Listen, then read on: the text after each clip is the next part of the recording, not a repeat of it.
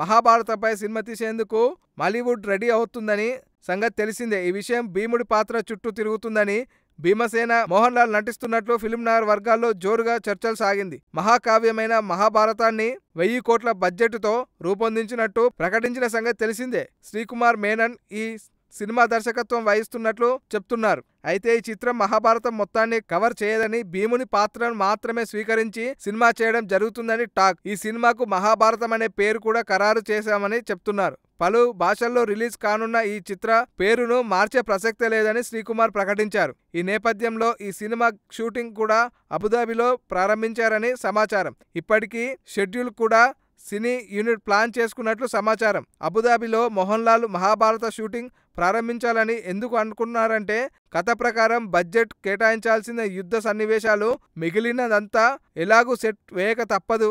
అందుకే తొలుత war scenes shoot చేసి కురుక్షేత్ర సంగ్రామం తరహాలో లొకేషన్లకు ఎడారి ప్రాంతాన్ని ఎంచుకున్నట్లు తెలుస్తుంది. ఎడారి ప్రాంతంలో సినిమాల షూటింగ్, అందుకు గ్రాఫిక్స్ వర్క్ జోడించడం సులభమని కూడా యూనిట్ అబుదాబి ఎంచుకున్నట్లు సమాచారం. ఈ వీడియో మీకు నచ్చినట్లయితే సబ్స్క్రైబ్ చేయండి. ఫిలిమి స్టార్స్ బోలెడంత న్యూస్ బోల్డ్గా.